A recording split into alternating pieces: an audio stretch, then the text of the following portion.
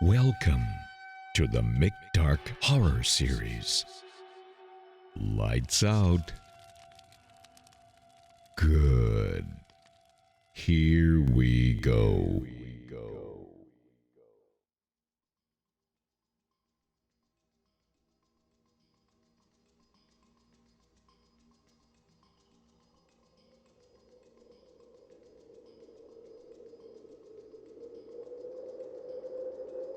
The wind is harsh and nipping at my nose. The field around me is barren. The pumpkins long ago have been harvested and gutted. Now it is a barren wasteland with nothing but rotten stems and vines. The decaying leaves crumble under my feet as I walk deeper into the heart of the field. I bury my nose and mouth into my scarf, sniffling as my nose begins to run. I glance down at the cardboard box I'm carrying, replaying what Mother Leona told me. Mother Leona was the town witch, if you could call her that. In modern times, it just meant that she was a recluse who seemed to know about things that would otherwise be impossible.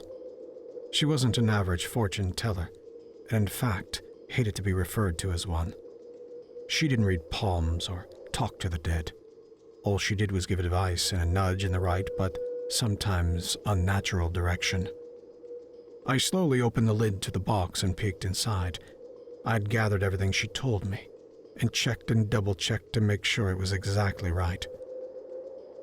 First, there were 3 handfuls of 3 different types of berries. The first 3 to pop into my head, Mother Leona said. So cranberries, strawberries, and blackberries coated the bottom of the box. Then there were 4 different types of spices in their pure uncut form. Vanilla, cinnamon, mint, and cocoa. The smell was sickeningly sweet and wafted out of the box. Next was 4 different maple leaves, all in the purest colors I could find. One a deep red, another in bright yellow, then a rusty brown, and finally a clear green. That was the hardest one to find, as all the trees had long since shed their dead appendages. As luck would have it, just as I was about to give up on this altogether, the green leaf blew in through my bedroom window, rested on the center of my desk, almost as if there were an unseen force pushing me forward in my endeavors.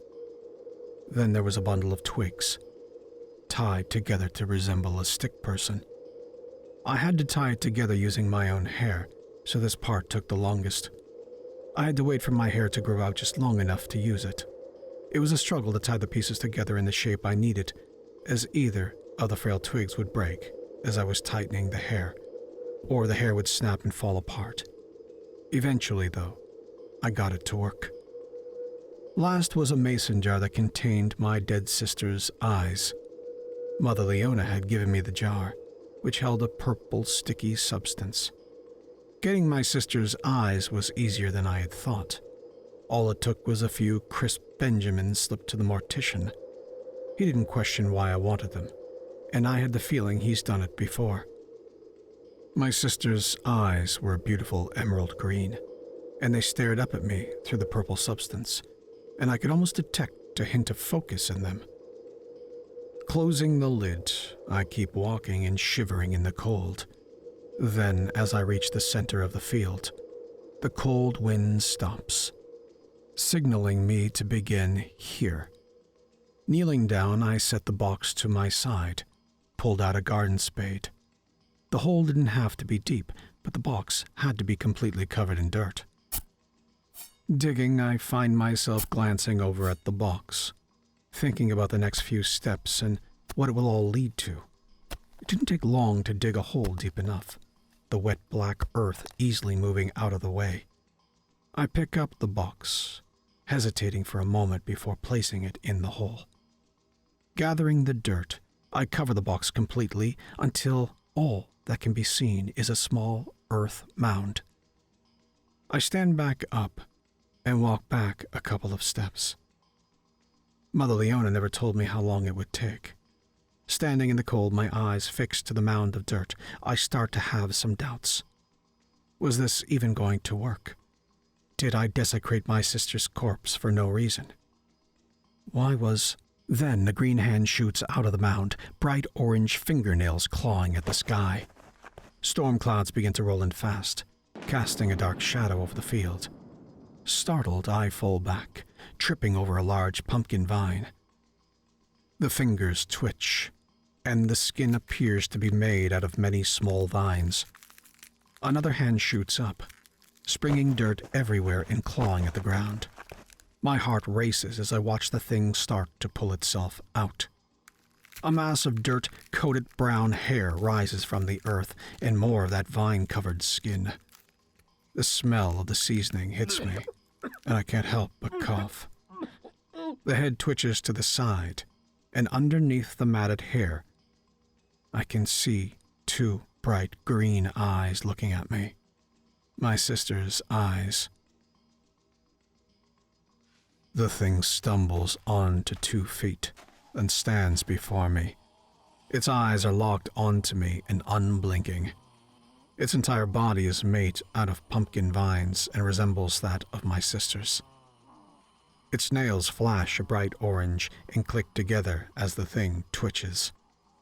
I slowly rise to my feet, my eyes never leaving the thing in front of me. I know it's not my sister, but her eyes pierce my heart, and I wish more than anything that it was. Reaching into my coat pocket, eyes still glued to the creature, I pull out a crinkled note that Mother Leona gave me. Clearing my throat, I start to recite the words. Great Harvest Spirit, I offer you my sister's eyes so that you may find and kill those who caused her death. I offer you their souls and their flesh to nourish your ground. If their souls are not enough, I offer my own as well. Go, Great Spirit, and hunt down my enemies. I look back up at the thing and wait. For a minute, we stay like that, staring at one another. Then the thing starts to take large, unnatural steps. Its feet stomp on the wet dirt, and it jerks forward as it moves. My hands tighten on the note, and I hold my breath as it approaches me. Its eyes are locked onto me, and its nails click and clack. Then it looks past me, and off into the distance. Slowly it goes around me, taking the smell of earth and seasoning with it. I stand still, too afraid to move. My eyes are locked on the hole in the ground where it came out of, and my heart beats against my temples. The storm clouds slowly inch away, and the chill autumn wind returns. When the sun peeks out from behind a cloud, I let out a held-in breath, and I collapse to the ground. Tears start to stream down my cheeks, and I squeeze my eyes shut. My fingers dig into the wet soil and wrap around moist chunks. I let out a long wail, my grief finally settling on me. My younger sister, my sweet, young, innocent sister. She had died after her very first frat party. Drunk, alone, and violated. She killed herself over the guilt and shame.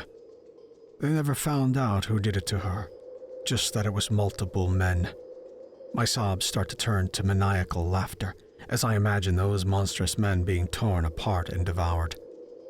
I laugh, as I know the very last thing they will ever see are my sister's emerald green eyes, the eyes of the girl they murdered.